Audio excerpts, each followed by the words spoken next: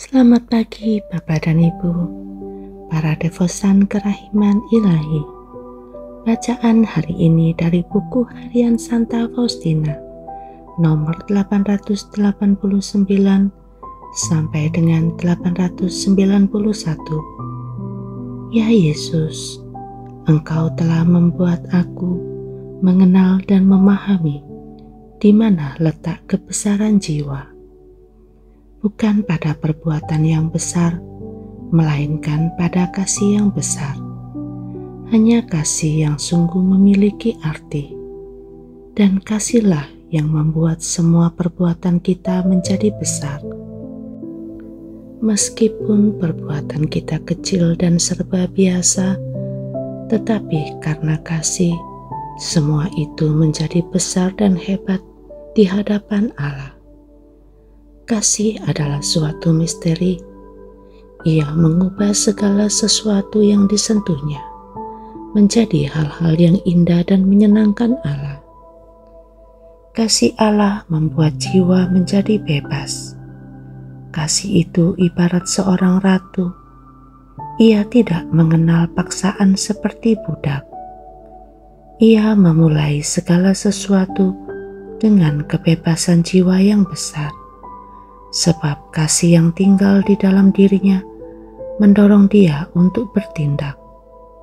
Segala sesuatu yang ada di sekelilingnya membuat dia tahu bahwa hanya Allah sendirilah yang layak ia kasihi. Jiwa yang mengasihi Allah dan tenggelam di dalam dia menghadapi tugas-tugasnya dengan keterbukaan yang sama, seperti ia menghampiri komuni kudus dan melaksanakan tugas-tugas yang paling sederhana dengan perhatian yang besar di bawah tatapan Allah yang penuh kasih.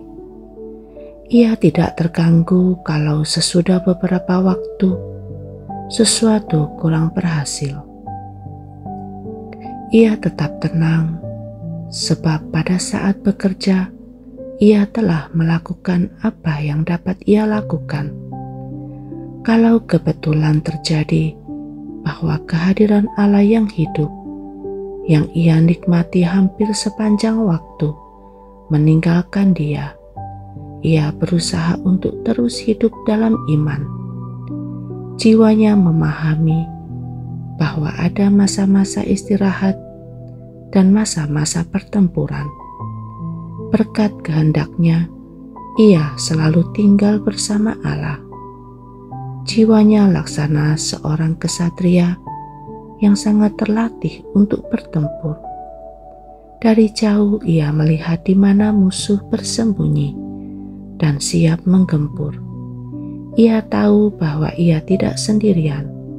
Allah adalah kekuatannya.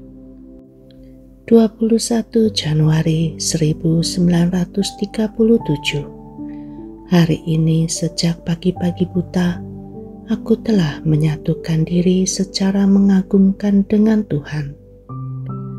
Pada petang hari, pastor rumah sakit mengunjungi aku. Sesudah kami berbicara sejenak, aku merasa rohku mulai membenamkan diri dalam Allah. Dan aku mulai kehilangan semua daya indraku terhadap apa yang terjadi di sekelilingku. Dengan sungguh-sungguh, aku mohon kepada Yesus, berilah aku kemampuan untuk berbicara. Dan Tuhan memberiku kemampuan untuk berbicara bebas dengan Dia. Tetapi ada suatu saat di mana aku tidak dapat memahami apa yang dikatakan oleh imam. Aku mendengar suaranya, tetapi tidak mungkin bagiku untuk memahami dia. Dan aku minta maaf karena tidak memahami dia meskipun aku dapat mendengar suaranya. Pada saat seperti itu, aku menerima rahmat persekutuan dengan Allah, tetapi tidak sempurna, sebab secara lahiriah indera bertindak secara tidak sempurna. Pada saat itu tidak terjadi pembenaman total dalam Allah. Sebaliknya, ketika indera tidak berfungsi dan ketika orang tidak melihat atau tidak mendengar sesuatu secara lahiriah, pada saat itu seluruh jiwa sepenuhnya terserapi dalam Allah. Ketika rahmat seperti itu terjadi atas diriku, aku ingin sendirian, dan aku minta kepada Yesus untuk melindungi aku agar tidak dilihat oleh ciptaan.